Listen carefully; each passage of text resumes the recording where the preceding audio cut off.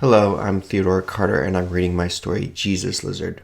This story appears in my collection, The Life Story of a Chilean Sea Blob and Other Matters of Importance. The book is available from Run Amok Books through their website at runamokbooks.com or wherever books are sold online. Jesus Lizard first appeared in the May to August 2005 issue of the North American Review. Jesus Lizard. The first messengers dispersed from the Lakeview Junior High bike racks promptly at 3 o'clock and carried the tale of Ralph Buckley's exploits to every corner of the city. A fleet of bicycles powered by strong, sinewy, 12-year-old legs zoomed along the wide suburban streets of Lakeview, California, and spread the news in a pattern of concentric rings pedaling outward from the epicenter. Calf muscles relaxed when the children arrived at their respective homes by the hundreds, dropped their bikes on well-manicured front lawns, ran inside, and relayed the story of Ralph Buckley between gasps of air to unsuspecting parents like prepubescent apostles. Becky Schumacher arrived home at 3:15. Mom, Ralph Buckley walked on water, she said. By 3:30, most every Lakeview Junior High parent had heard the news, and seeing how the event had so visibly shaken their children, felt the need for action. The overarching belief was that this incident was either the result of the Buckleys' inadequate parenting or an act of negligence by Lakeview's principal. In either case, this business about the Buckley kid needed to be addressed quickly. Samuel Dubin, PTA president, penciled it in as an agenda item. Wanting more immediate action and fearing the bureaucracy of the PTA, Mrs. Schumacher, Becky's mom, called Pastor Smith at Lakeview Presbyterian. He urged her to remain calm. If Ralph could actually repeat this feat, if his abilities could be proven, then, said Pastor Smith, he would be able to make a more informed decision about what to do next. Mrs. Schumacher recognized this plan right away for what it was, a stalling tactic. That very night, Samuel Dubin wrote a scathing editorial questioning the moral fiber of the Lakeview public school system. It was the first editorial he'd written since attacking the teaching of evolution in science class. What has happened to the moral fiber of our community when children are allowed to mock Christian values and walk on water whenever they please, wrote Mr. Dubin. Across town, Mrs. Hoskins Hutchins, known throughout Lakeview as a hippie liberal troublemaker, wrote her own editorial. What has happened to the separation of church and state? Lakeview Junior High should not allow this kind of behavior. The Lakeview Telescope ran both letters Friday morning but did not attempt to describe in an actual news article what had happened Thursday afternoon. Lakeview Mayor Malcolm Brown read about the event and decided it would be appropriate to make a brief statement from behind the press room lectern. While my office is taking this matter very seriously, we have not yet decided what action will be taken as a result of the events that transpired yesterday at Lakeview Junior High School, Brown said. That wasn't good enough for the Lakeview Telescope reporter. He wanted a quote with substance. To what events are you referring, Mayor Brown? He asked. I cannot comment on that at this time. For each of the past 15 school years, Miss Krasner had asked her 7th graders to prepare an oral report on their favorite animal during the first month of school. It was a time-tested assignment that allowed them to review their research skills, assert their individuality, and get to know their classmates. She'd smiled to herself each year as she watched stuttering 12-year-olds enthusiastically but nervously describe black bears, ponies, elephants, snakes, lizards, and the occasional small rodent. She'd written the assignment last August in this year's doormat-sized planner. Now, I'll give you a few minutes to brainstorm and think of what animal you'd like to study, she told the class. Miss Krasner was a pro. She wasn't surprised when her classroom became enveloped in chatter. In fact, she thought it encouraging to see such enthusiasm in her students. This year's class was perhaps a bit gregarious, but it could be beneficial. She'd focus on group assignments, team building, and class discussions. Of course, a few of them were off task already. Miss Krasner pretended not to notice as Becky and Laura began discussing the chewing gum stuck to the ceiling, dangling dangerously over the teacher's desk. On the other side of the room, Bobby, recognizing an opportune time to make spitballs, began tearing up strips of paper. Becky and Laura would right themselves soon, and Miss Krasner decided not to reprimand Bobby yet. She'd wait to see if he had the gumption to use his artillery. She noticed Ralph Buckley, the quiet, large-footed boy, walking swiftly toward the bookshelf as though fearing a mad rush for the encyclopedias. He grabbed the B volume. Bobby launched 2 spitballs in Ralph's direction, forcing Miss Krasner to take Bobby into the hallway for what would be the first of many stern talks. Ralph felt Bobby's spitball bounce against the back of his head, but decided the incident was inconsequential and brushed his hair with his hand. Ralph had anticipated this assignment and had secretly chosen a topic over the summer. He eagerly flipped through the B volume until he found his entry. Basilisk lizard. Found mostly in the jungle climate of Central America, the basilisk lizard is one of nature's most intriguing reptiles. It is often called the Jesus lizard because of its ability to run upright on hind legs across the surface of the water. He held the encyclopedia close to his chest and felt the titillating nervousness that comes with hoarding a wonderful secret. Beside the text was a picture of the basilisk lizard caught on high-speed film as it ran across a small pond. Splashes of water had been frozen on film. The lizard's head tilted toward the sky. Its thin, sleek body leaned forward, and its arms and legs splayed in opposite directions. There was no other animal like this. This was the Jesus lizard. Ralph prayed it would be his personal savior from 7th grade academic stagnation. Everyone, including Ralph, knew he often took school assignments too far. When asked to draw a picture of his favorite animal in 3rd grade, Ralph had spent 3 weeks painting a giraffe in the pointillism style of Seurat. In 5th grade, he was asked to write an essay on a famous scientist. Ralph had started a pen-pal relationship with a Nobel Prize-winning physicist at the University of Michigan. Ralph's overzealous academic achievement unfailingly spawned resentment from his classmates. Months after Ralph's walk on water, while lining up for recess, Bobby said to Laura, "Ralph, that fucking pansy, why can't that little shit just do the assignments the way everyone else does?" Expressing his exultation at the new freedoms of junior high, Bobby was perfecting his use of expletives. "Yeah," Laura agreed. Ralph's scholastic enthusiasm would have been more easily tolerated if he'd allowed others to write him off as a bookworm, but he didn't really fit the description. Although shy, 4'11", and years away from puberty, Ralph was a bit of a looker on the 7th grade scene. His tanned skin was a striking contrast to his pale blue eyes. Becky was especially fond of Ralph. "He looks like a young Paul Newman," Becky said to Laura once in English class. Becky didn't know who Paul Newman was aside from his salad dressing picture, but it was a compliment she'd heard her mother bestow upon good-looking men. Anyone other than Becky would have begun a description of Ralph with his feet. While Ralph stood less than 5 feet tall, he wore a robust size 17 sneaker. This could have been a cause for constant teasing, but Mrs. Buckley made it a point to buy Ralph the coolest new Nike Air basketball shoes. Instead of Ralph, the kid with the big feet, he was Ralph, the kid with the cool shoes, who also had big feet.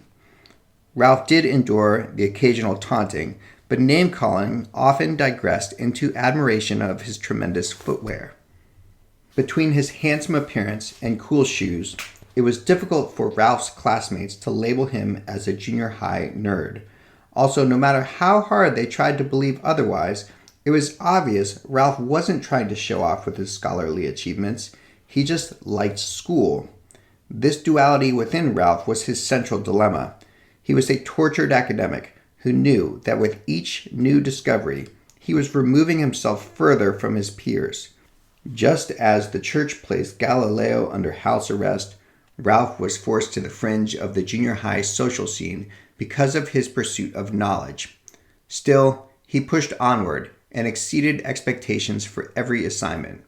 If Becky Schumacher were to borrow more language from her mom in describing Ralph, she might have mentioned Ralph's James Dean-like allure, a reference to the tortured psychological paradox brewing within Ralph.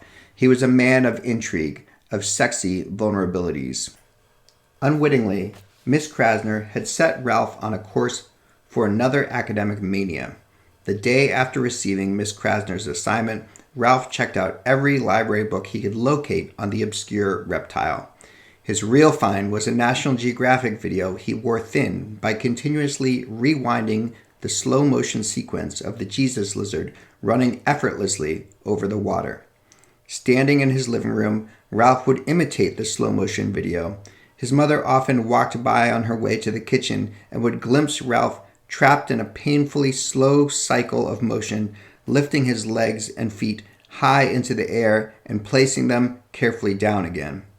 Concerned about her son's self-induced ostracism, Mrs. Buckley tried one day to politely interrupt his research. "Ralph, would you like a snack?" "Mom, I'm doing my homework." Mrs. Buckley lingered a moment and watched her son slowly lift his legs, his large Nikes moving toward his chest, and wondered how she had raised a son so out of touch with boys his own age. Perhaps she should consult a child psychologist, or maybe Ralph simply needed more quality time with his workaholic father. If neither remedy worked, she would sign him up for Pop Warner football or Little League next year, whether he liked it or not. She had to save him somehow. Ralph's favorite part of the video came when the narrator in a deep, authoritative voice said, "In order for a human to duplicate this feat, he would have to lift his knees to his chest 40 times a second, not to mention the need for webbed feet with a large surface area." Ralph viewed this statement as informative encouragement, not a proclamation of impossibility. 2 weeks into his research, Ralph's report on the basilisk lizard evolved into a study of physiology and rigorous athletic training. After analyzing various muscle groups and movements, Ralph designed an exercise routine: jump rope and boxing drills for quickness and yoga for flexibility. Of course, physical training only began after Ralph knew for sure that his body was capable of mimicking the movements of the basilisk lizard.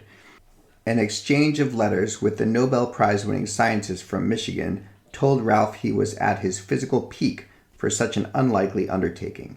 Skinny, prepubescent, and almost 65% legs, Ralph's body was perfect. His fast-twitch muscles were primed and his joints had not yet grown rigid. Never again would his speed and strength be in such perfect proportion with his minute mass. "Ralph, this is tricky business you are about to embark upon, but this scientist is behind you. Good luck," wrote his pen pal. His ludicrously large feet would also prove beneficial. How many times had he heard people refer to his feet as water skis? The put-down now reverberated in Ralph's head as a declaration of his physical assets. His built-in pontoons were a Darwinian advantage far surpassing the basilisk lizard's mere webbed toes. Yes, his feet were large. Yes, they were buoyant. And yes, Ralph believed that he could run on water. The evidence was overwhelmingly in his favor. He would have liked to have made a practice run, but the public pools had closed at summer's end, and Ralph feared the private swim clubs would not look kindly upon his unique use of their facilities. The due date snuck up on him, and on October 22nd, Ralph knew that even if he wanted to change his mind, it was too late. The note cards had been written out, and his speech prepared. His research and athletic training had pushed him toward one single culminating event. There was also the matter of having begged Miss Krasner for permission to deliver his oral report poolside. Some time long ago, without even noticing, Ralph had passed the point of no return. Still, somewhere deep beyond the reaches of his consciousness, Ralph had known all along that his research was leading him towards certain humiliation. It was only through practiced ignorance that Ralph could allow himself to bring his discoveries to others and ignore the likely ramifications. He was committing social suicide for the sake of science. The Santa Ana winds whipped through Lakeview that day. Gusts rattled the chain-link fence surrounding the pool and churned up small white caps in the water. Ralph had to shout so his classmates could hear him. He started with, "The basilisk lizard grows to an average length of 4 to 6 inches. It lives in Central America and eats bugs." He fumbled with his note cards, careful not to let them blow away. Nerves caused his voice to waver, and he stammered through his presentation. "Some people call it the Jesus lizard because it can. He turned to his next note card. used its webbed feet to run across the surface of the water. The hard eyes of his 12-year-old peers began to pierce his fragile ego. In the back of his mind, he kept repeating to himself, habitat, home, diet, and description. Habitat, home, diet, and description. He wanted to be sure he didn't leave anything out. It would be tragic to squander weeks of preparation with a bad presentation. In front of the mass of students stood Becky Schumacher. Her furrowed brow had the dual effect of comforting Ralph and also exacerbating his apprehension. Ralph couldn't help but think of the note she had passed to him through Laura 2 days before. Do you like me? Yes or no? Becky's beauty was unnerving. Her wide blue eyes watched Ralph in a way he would only begin to comprehend months later. Wisps of blonde hair escaped her ponytail and moved in the heavy wind like rays of sunlight. Ralph stared back at her and continued his presentation, but his brain was elsewhere. Another accidental shift of his gaze brought Ralph's attention to Bobby, who stared at him with a look conveying both confusion and annoyance, emotions Ralph was certain Bobby would later express with violence. He noticed Miss Krasner watching him with eyes that seemed to say, "Why the heck do we have to be outside for this, Ralph?" Then, suddenly, Ralph found himself reading the tail end of his last note card. Like a drunk scared into sobriety, Ralph recited his final planned sentence. Now, I would like to demonstrate to the class how the basilisk lizard can run on top of the water. After pausing briefly in an effort to comprehend the seriousness of his own words, Ralph kicked off his enormous size 17 shoes, took off his shirt, and removed his Lakeview PE sweatpants to reveal a tiny red Speedo. His classmates giggled. Even Becky Schumacher was laughing a bit. "What a fag," he heard Bobby say. Miss Krasner yelled out, "Ralph, what are you doing?" Ralph tried to ignore them. He tried to ignore the cold, the wind, and his shrinking genitalia as he stretched his legs by the side of the pool. But he could tell his audience was restless, especially Miss Krasner, so he cut his preparations short. Ralph knew such performances were mental anyway. His prior training would allow him to overcome the physical constraints. It came down to pure concentration. Ralph stood about 10 feet from the water's edge and focused on the fall leaves floating calmly on the pool's surface. He blocked out the jeers of his classmates and checked the string of his Speedo. He sprinted toward the water with his knees pumping high under his chin. Cycles, not force, thought Ralph, as he increased his legs' speed, and after just a few stylized steps on hard ground, Ralph's enormous left foot smacked the surface of the water. Then his right foot hit, and he was on his way, plunging and pushing, his success wholly reliant upon one professor's calculations of water density. He pumped his knees high, sending great splashes into the air until he reached the opposite end of the pool and was separated from his wide-eyed classmates by 25 meters of sloshing, chlorinated water. "Cool!" exclaimed love-struck Becky. "Oh my God, what a nerd," Laura whispered, still unable to believe Ralph had worn a Speedo to school. She hadn't yet comprehended the significance of Ralph's stunt. Miss Krasner, who many would later say should have been cognizant of the fact that she was leading by example, stood dumbfounded and stared across the choppy waters at Ralph. She uttered her careless reaction quietly, but audibly enough to reverberate through the thirsty minds of her disciples. "Lord help me, that boy can walk on water." Although Miss Krasner's words didn't really fit what the class had seen Ralph do, the students nevertheless adopted her walk-on-water rhetoric. They'd been trained since kindergarten to follow their teacher with blind faith. Besides, Miss Krasner's words sounded important, and all the students knew they'd just seen something important. Many would later blame Miss Krasner for starting the whole holy mess. She privately agreed that her initial reaction had fueled the hysteria surrounding Ralph's performance. During her years of teaching, Miss Krasner had learned to become a master of benevolent description. She had artfully avoided student questions related to religion, sex, and politics on an almost daily basis for 15 years. She was a master of skillfully incomplete answers and intentionally vague statements. She should have been able to handle Ralph's report. "Thank you, Ralph. Who's next?" Or, "Most impressive. Now let's return to the classroom." Almost anything else would have been fine. The only possible rationale Miss Krasner could devise to defend her outburst was her Catholic school education and her college English professors, who always taught her to search for symbolic meaning. This time, Ralph's academic achievement did more than simply create resentment among his peers. It created unrest throughout the whole town. If Miss Krasner had sown the seeds of controversy, then certainly Samuel Dubin, Mrs. Schumacher, Mrs. Hoskins Hutchins, Pastor Smith, and Mayor Brown helped provide the manure and daily watering. Suddenly, everyone had to decide what exactly it meant when a 12-year-old boy ran across water. Initial confusion allowed for some ambiguity regarding one's position on the subject, but with the passage of time, each member of the Lakeview community was forced to define his or her own stance on the issue. Some willingly accepted Ralph Buckley as a 21st century god. Others blamed physics. Most, however, tried hard to remain somewhere in the middle. They spoke well of Ralph just in case he was part of something larger, but they did not openly embrace his deification. Pockets of true believers called the radio talk shows to tout their preteen messiah and waited outside Ralph's house to catch a glimpse of him riding his bike to school. Of course, there were also those who were opposed to Ralph in every way.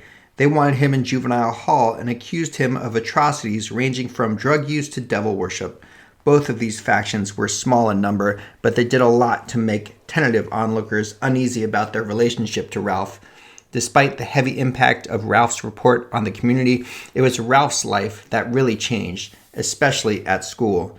Miss Krasner was far from being a believer in Ralph's sanctity. She'd seen Ralph wipe his runny nose on his sweatshirt and trip over his enormous sneakers too many times. Still, she could not get over the memory of watching him run across the school swimming pool. She was afraid to discount the possibility altogether. Her position was further complicated by the fact that between the hours of 8 a.m. and 3 p.m., she was expected to treat Ralph in a manner acceptable to all of Lakeview's residents. Her job had become a political landmine. As a result, Miss Krasner made an effort to ignore Ralph as often as possible. This meant a number of changes in classroom procedure. After October 22nd, Ralph no longer had to take spelling tests. While the rest of the class chewed their number 2 pencils nervously and tried to remember the saying about where to place their I's and E's, Ralph leisurely perused the encyclopedias. The same was true during math tests. What would happen if Miss Krasner were to give Ralph a question he couldn't answer? Would the whole town think Miss Krasner a heathen? Would the dictionary have to be rewritten according to Ralph's incorrect spelling? These were the questions, ridiculous or not, that Miss Krasner sought to avoid. Mrs. Schumacher made things even worse when she stood up at a PTA meeting and said, "Who is Miss Krasner to be instilling values in Ralph Buckley, the boy who can walk on water?" Miss Krasner then adjusted her entire classroom instruction so that lessons consisted only of math, spelling, and grammar. Rules were safe, but ideas, thoughts, and dialogue were too risky. The community's reaction to Ralph's report on the basilisk lizard made him even more of a loner. He did enjoy a brief star status among his peers for getting into the newspaper, and they generally admired the way he sent their parents into hysterics, but his popularity faded quickly. Many of his classmates were told by their parents to stay away from Ralph. Those who hadn't been explicitly instructed to avoid Ralph did so de facto because their friends had been ordered to ignore him. The logic was, whether God or heathen, Ralph was a troublemaker. Ralph's middle school persona was redefined by rumors traded at the snack bar, notes passed in class, and discussions during basketball practice. He became a mythological being who was both feared and admired, but hardly anyone ever spoke to him. By January, when he walked down the halls, groups of children would cease their conversations. Bobby, who blasted parental advisory music through his headphones loud enough for everyone to hear, turned the volume down when Ralph was around. At lunchtime, no one wanted to sit with him for fear of appearing gluttonous while scarfing down Twinkies and Jell-O cups. The only kid who regularly said hello to Ralph was Stephanie Jenkins, a preacher's daughter.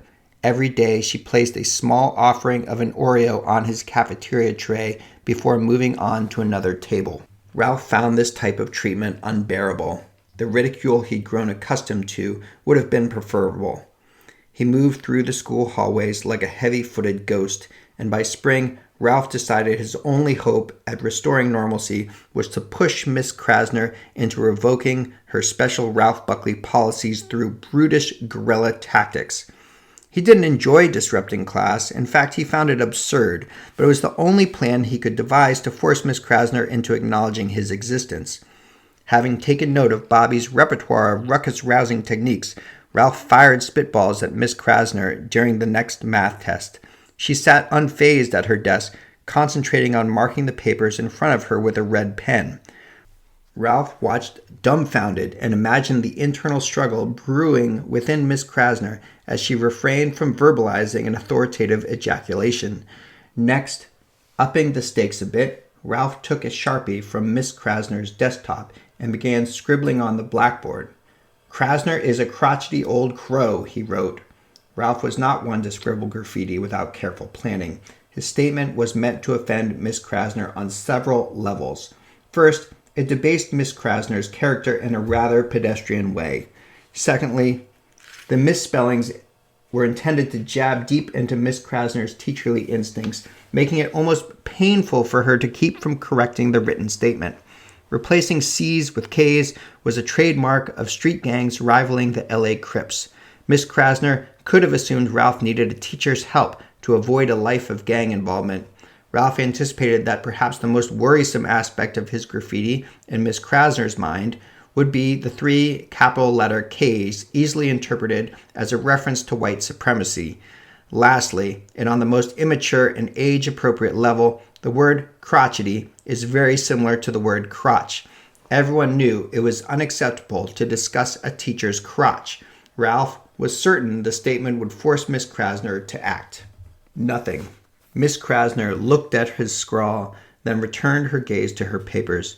A couple of children looked up sheepishly from their math tests, but that was all.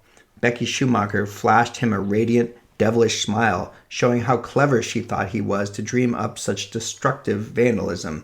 But Becky's grin was a shallow victory. Though he liked to think otherwise, he doubted Becky recognized anything but the most basic maliciousness in his graffiti. Miss Krasner was apparently impenetrable. Ralph turned his attention to Bobby. After returning to his seat, Ralph threw paper wads and shot rubber bands at the back of Bobby's head. No reaction. Months earlier, a sideways look would have earned Ralph a few ugly bruises. Ralph turned to the heavy artillery, combining the rubber band launching device with carefully sculpted paper clips. The first shot was a bullseye right in the back of Bobby's big head. With the sting of the aluminum paper clips still fresh on his scalp, Bobby, red-faced and stern-lipped, rose from his seat. He took one fierce step toward Ralph's desk before Stephanie reached out from hers and grabbed Bobby's hand. "Don't! It's a test of faith!" Bobby looked down at her, and his angry expression melted into a look of powerlessness. He retreated to his desk. Ralph knew it was useless. If he was unable to spur Bobby Gunn into action, then nothing could be done. He was destined to live out his time in Lakeview as an outcast, cut off from communication with anyone other than his parents, who still ordered him to finish his broccoli and clean his room. It was pointless to try to interact with people at recess, and time spent in the classroom was even worse. Ralph hit rock bottom. He had no friends, and had been even robbed of the schoolwork he loved so much. His only companions now were his library card and his freakishly large Nike basketball shoes. Even his bike ride to school had been ruined by crazy devotees who lined Pine Road and knelt as he rode past. The only thing for Ralph to do was to count down the 43 days until summer vacation. At the end of May, just when Ralph thought he was all but free from the constraints of 7th grade, Miss Krasner called him over to her desk for the first time since October 22nd. He scurried over quickly, delighted at the prospect of holding a face-to-face conversation at school.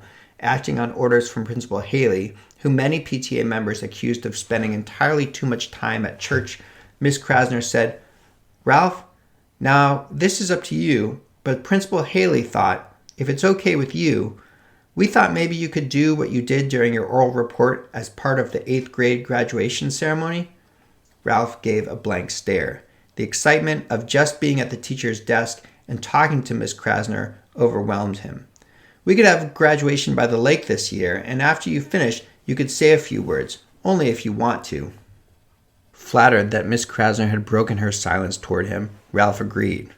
I think I can still do that. I bet my mom will buy me a new Speedo, too, he said. Miss Krasner easily recognized Ralph's desperate need for attention and couldn't help but feel tremendously guilty. She decided not to tell him this was part of a fundraising scheme. Expecting big crowds for Ralph, Principal Haley was planning on passing around a collection box during the graduation ceremony to bolster his state-funded budget. Miss Krasner watched Ralph turn from her desk and walk out the door with a bounding gait. Ralph's initial enthusiasm for the upcoming performance quickly eroded into regret for entering into the agreement. On his bike ride home, he thought, isn't this how this whole mess started? He had been asked to perform again many times since his report. Channel 4 News had wanted an exclusive. Pastor Smith had wanted a private show. Ralph refused both times, knowing he would only invite more problems. Why now for Miss Krasner? It was nonsensical. Still, Ralph knew he would go through with it. October 22nd was the last time anyone had noticed him. They had watched in awe. And, although Ralph had become even more of an outcast, there had been that one tremendous moment when he traveled across the water and everyone watched.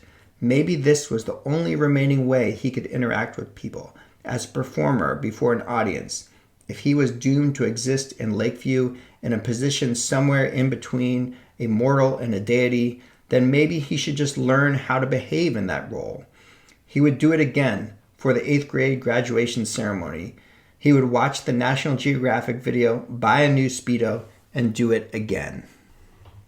On June 14th, the crowd watched as Ralph went through a very careful and deliberate stretching regimen on the rocky beach, pulling one knee to his chest, then the other. The 8th graders, foreign to Ralph, sat in their best attire, and behind them, masses of parents and curious onlookers perched on tiered bleachers. At his mother's insistence, Ralph ditched the red Speedo for a black full-body wetsuit.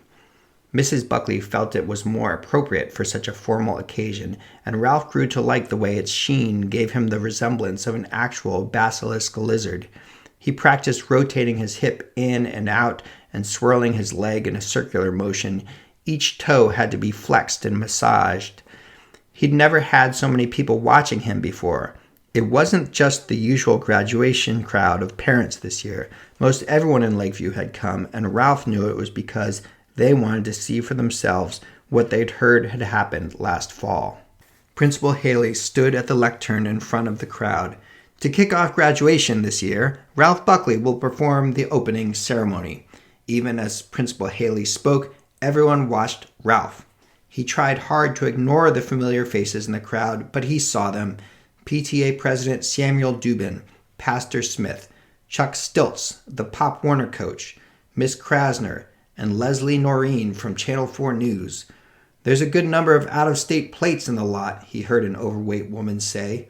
Working to ignore the spectators, Ralph contorted his boyish features into a scowl of concentration. Physics, water density, surface tension, and the basilisk lizard were all Ralph wanted in his mind. He backed up to where the rocky beach met the dry grass and stared hard at the water. With a violent exultation, Ralph sprinted towards the lake, his legs moving like jackhammers, knees scraping the bottom of his chin. The water did not stop him. He ran straight across the lake, pushing down with his grotesquely large feet, then pulling them up again quickly before the water had time to close in around them. 40 times a second, his feet pummeled the water's surface and propelled Ralph across the lake in a mode of travel unknown to humankind before October 22nd. The water splashed around him as he struggled with each step to push himself up and forward toward the opposite end of the lake. He focused on a tall redwood tree in the distance, watching it grow closer and closer. Just a bit farther, Ralph. He tried not to think about the eyes staring at his back, watching him become smaller and smaller until he was just a little more than a speck of splashing water. Then, 20 feet from the bank, he began to feel the bottom of the lake with every plunging stride. Then more soil, and he knew he was there. The water was shallow, too shallow to continue. Ralph had made it across. His chest heaved with exhaustion, and he felt the air burn in his lungs. His feet, immersed, still felt hot from slapping the surface of the lake. He moved slowly out of the water and collapsed face down on the rocky beach. "Sweet mother of mercy," someone yelled from the opposite bank. Then he heard a muffled jabbering drift over the still water. His face buried among the small rocks, Ralph smelled the fallen pine needles and dry stones and wondered why he'd done it. Things would be hell from now on, even worse than before. He lifted his chin off the stones and looked into the empty redwood forest, wishing he could just walk into the vegetation. He didn't think he could ever bear returning to the other side of the lake. The water chilled his skin. Why do I do these things? Again, the answer came. He had to show that he could do it, that it could be done. He had to prove the narrator of the National Geographic video wrong. He wanted to show his mom that just because he hated Pop Warner football didn't mean there was anything wrong with him. It was physics, Syrah, National Geographic, engineering, and his big feet that influenced him most. But now, lying cold and shivering on the rocky shore of the lake, afraid to look back at the spectators, Ralph felt utterly alone. Just as Becky had missed the complex depth of his graffiti, Lakeview had failed to recognize the significance of his report on the basilisk lizard. 7th grade had been tough, but Ralph tried to remember what his mother had told him. "You are just going through an awkward stage right now. That happens to a lot of kids your age." He knew she was right. Soon he would grow into his feet and wouldn't be able to run on water, even if he wanted to. His pen pal had told him as much.